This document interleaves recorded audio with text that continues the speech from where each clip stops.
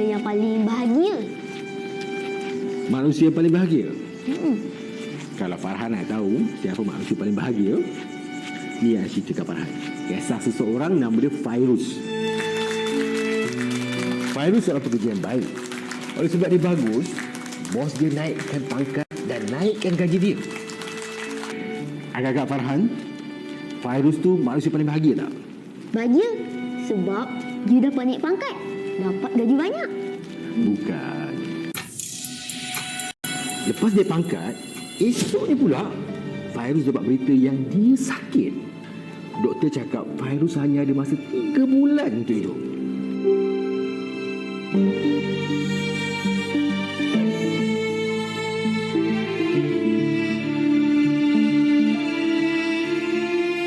Farhan rasa macam mana sekarang? Adakah Fairuz tu masih menjadi manusia yang paling bahagia ke tak? Mana boleh dia jadi manusia paling bahagia? Dia sakit. Sebenarnya Fairuz sendiri pun tak tahu yang tak lama lagi dia akan jadi manusia yang paling bahagia. Kenapa pula ayah? Dia kan hidup dah tak lama dah. Dia sakit. Selain seorang pekerja yang bagus, kawan-kawan suka, dia seorang anak yang baik. Fairuz ni juga sangat suka bersedekah.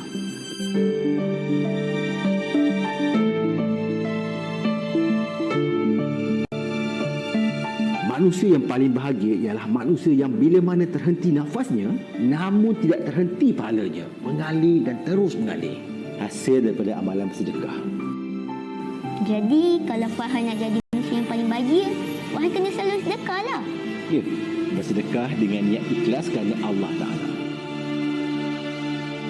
Firman Allah Subhanahu Wa Taala yang bermaksud, kamu tidak sekali-kali akan dapat mencapai hakikat kebajikan dan kebaktian yang sempurna sebelum kamu dermakan sebahagian dari apa yang kamu sayang.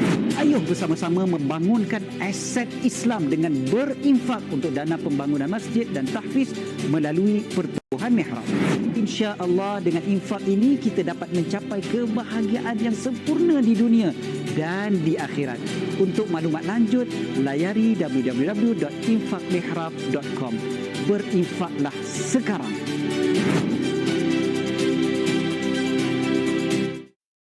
Itu dia Ustaz dan juga para penonton Masjid dan Tahfiz Amanah kita. Kita akan bersama dengan Ustaz Syed Qadir Al-Jufri yang mana pendakwah tidak asing lagi dengan kita di talian Skype sekarang. Assalamualaikum Ustaz. Waalaikumsalam warahmatullahi wabarakatuh. Ustaz sihat ya Ustaz? Alhamdulillah. Okay. Jam 3.43 pagi. Ya betul Ustaz. Ustaz, jadi bila cerita berkenaan dengan Masjid dan Tahfiz Amanah kita, kalau dapat Ustaz ulaskan sedikit berkenaan tajuk ni dan apa peranan kita untuk menjaga amanah ini, dan seterusnya dapat Ustaz perincikan masjid dan juga tahfiz yang ingin dan juga yang boleh kita bantu. Okey. Alhamdulillah, salatu wassalamu ala sayyidina Rasulullah wa ala alihi wasallam dan juga semua para penonton TV Al-Hijrah. Pertama sekali saya nak ucapkan selamat menyambut bulan Syaban. Ya Allah, kita dah masuk bulan Syaban dan alhamdulillah syukur pada Allah SWT.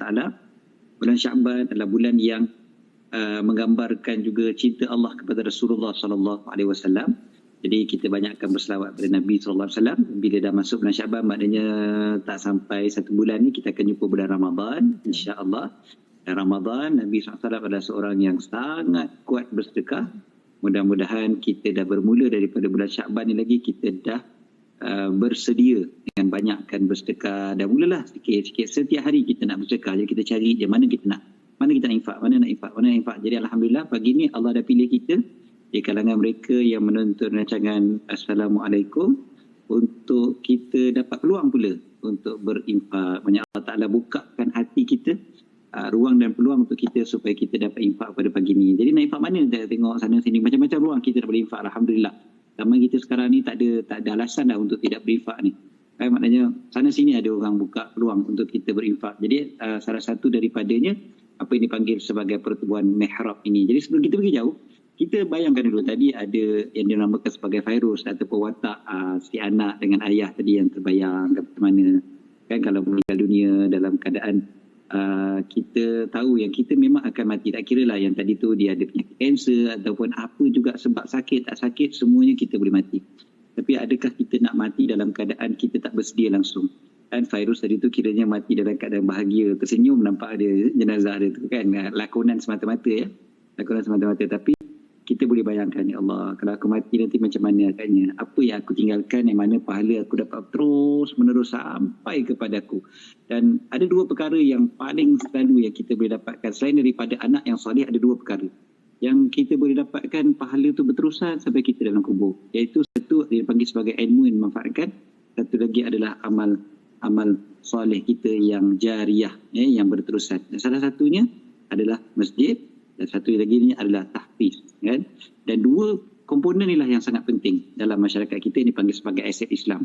Dan yang memang kita pergi mana-mana pun itu yang penting. Saya sekarang ni berada di Istanbul, Turki. Di mana-mana pun dekat Turki ni, pada pertama sekali kalau kita tengok khalifah-khalifah terdahulu, mereka akan buat masjid. Sampai saja satu tempat, mereka buka saja kota Konstantinopel ni contohnya, masjid dulu dibuka. Dan mengambil contoh daripada baginda Nabi SAW. Dan selain daripada masjid, di sekeliling masjid itu pasti ada yang dipanggil sebagai madrasah, ataupun sekolah lah yang kita kata, belajar Al-Quran, tahfiz Al-Quran dan sebagainya. Jadi dekat tempat kita pun begitu juga sebenarnya. Banyak masjid telah dibuat, tapi banyak masjid saya dibawa oleh Pertubuhan Mihrab ni. Pertubuhan Mihrab menunjukkan kepada saya satu masjid yang mereka ingin bantu, sangat perlu untuk dibantu. Satu masjid yang namanya Masjid Nurul Islamiyah di Sungai Choh, Sungai Choh Rawang, dekat Angas Rendah tu. Masjid Nurul Islamiyah ni di Sungai Choh ni, bila saya perhatikan, saya pergi ke situ, saya pergi semayang asar dekat situ. Saya sebenarnya dah lama dah lalu dekat masjid ni sebenarnya, ada kat gambar kita sekarang ni. So saya biasa je lalu depan masjid ni sebenarnya daripada dulu, tapi saya tak pernah masuk. Satunya sebab saya nampak masjidnya agak ke dalam sikit. Kemudiannya ialah kita bawa kereta kan, tapi dia tepi jalan, pagarnya tepi jalan, masjidnya ke belakang kan. Lepas tu masjid sebenarnya kalau kita tengok balik agak uzur, memang bukan agak uzur lah, memang uzur lah. Dan tak dapat nak menampung kepadatan penduduk di situ. Memang orang Islam kawasan kampung tu. Kemudiannya saya sebut tadi di tepi jalan kan, di jalan utama pula tu orang pergi balik kerja kan, banyak orang nak singgah semayang maghrib ataupun semayang Jumaat sendiri, tapi dah melimpah-limpah keluar. Dan banyak pula kos ataupun duit yang diperlukan untuk baik pulih. Dan jadi bila orang bagi je, baik pulih. Bagi orang bagi je, baik pulih. Bagi duit je, baik pulih kan. Bila agaknya nak besarkan masjid, bila nak bangunkan masjid baru. Jadi kita buat satu kempen, Ketua Mihrab adakan satu kempen masjid dan juga tahfiz, yang mana spesialnya kita boleh buat infak ni dalam bentuk secara umum ataupun kita boleh buat komitmen bulanan kita. Dan yang mana tiap-tiap kali kita nak teruslah. Kalau pun masjid ni dah siap nanti insya-Allah, satu masa nanti masjid dah siap, pahala kita berterusan sampai lagi.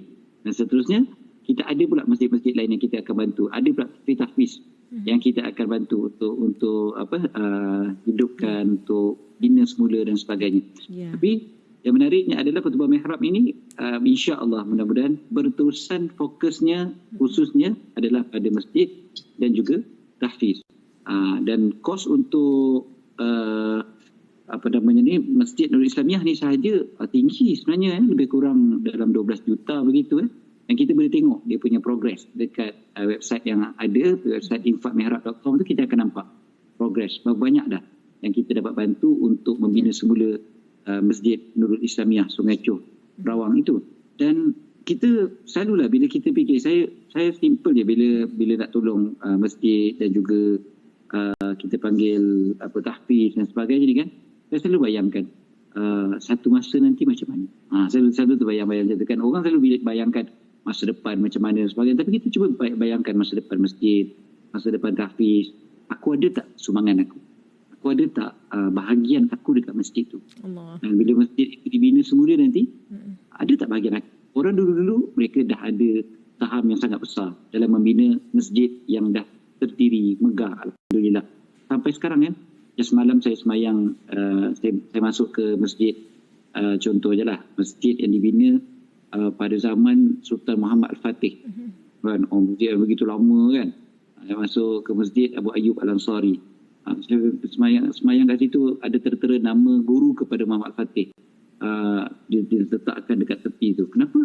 Sebab beliau yang mengasaskan, beliau yang menemukan makam Abu Ayyub Al-Ansari tu, lalu dibuatkan masjid kat situ.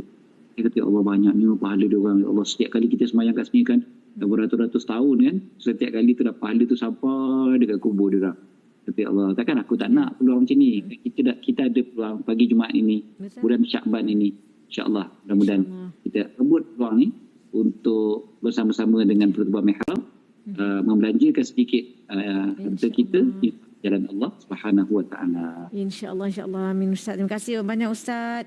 Dan para penonton, ayuh inilah dia peluangnya dan telah tertera di kaca TV, Facebook Pertubuhan Mihrab, laman web, kalau untuk contact number, account bank, semua tertera. InsyaAllah Ustaz, kita doakan semoga dipermudahkan segala urusan dan juga ingat, kita kena sentiasa ingat masjid dan tahfiz adalah amanah kita, insyaAllah. Terima kasih banyak-banyak Ustaz. Jazakallah khairan katsira. Semoga dipermudahkan urusan Ustaz di dalam musafir dan sebagainya, insyaAllah. Para penonton, kita nak berehat seketika, kembali lagi selepas ini.